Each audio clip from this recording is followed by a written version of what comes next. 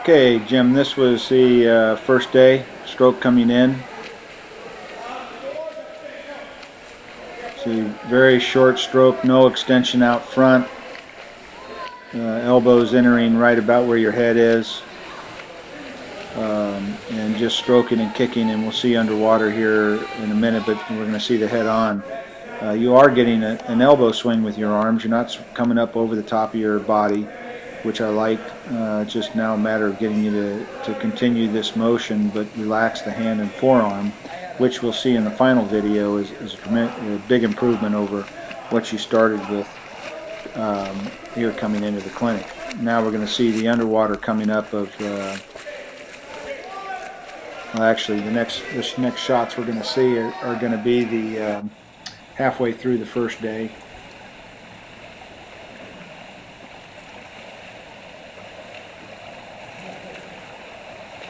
And you can see we started working on a little bit slower timing, trying to extend out in front. Much more relaxed stroke than that hurried rush stroke that you started with on the first at the first of the day. Hips are down, and we'll see underwater that your feet are kicking really fast, and because of that your legs are so tensed up that they're actually acting like weights against you rather than being able to relax them and just let them float behind you. You really need to learn how to relax those legs. I was thinking maybe if you take a noodle and cut it in about an 18-inch section and let your feet hang on it while you work on your arms, that will help keep your feet at the surface until you can feel comfortable with this front end of the stroke without feeling like you're sinking down below. Because you can see as you go by here that your legs are just really working really hard, and you're not really going anywhere with them. All you're doing is contracting the muscles and not allowing them to relax and work with you. They're working against you. So you really need to relax that kick a lot more. And again, the noodle may be the best thing that might help you do that. This was the end of the first day. And you can see that the stroke here for 4 or 5 strokes really is starting to take shape. And then you start to get tired. And this just may be a thing of endurance, because now we can see you can do it for 4 or 5 strokes. In fact, the final video, it even looks better than that.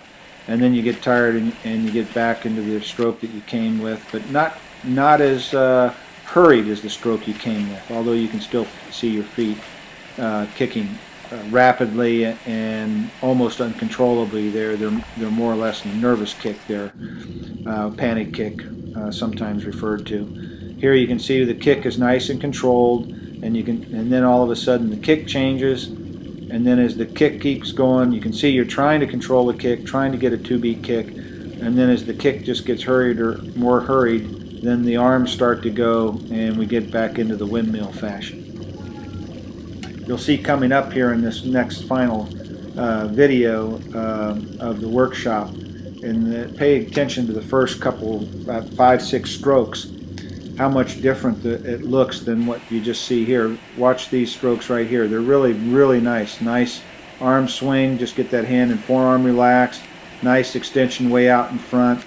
And then right about here the strokes start to get a little shallower, a little choppier, and I think that's mainly due to endurance.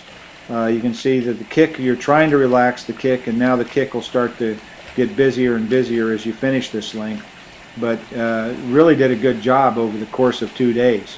Much better than what you came in with. Here you'll see nice, look how planed out you look right here as you're keeping forward in the stroke, and then as you get tired the hips will just start to drop as you start to increase the kick, and quit reaching forward in the stroke and start pulling right away instead of leaning way out in front, leaning into that arm, stretching through the armpit, keeping your balance forward. But great job for 2 days work, Jim.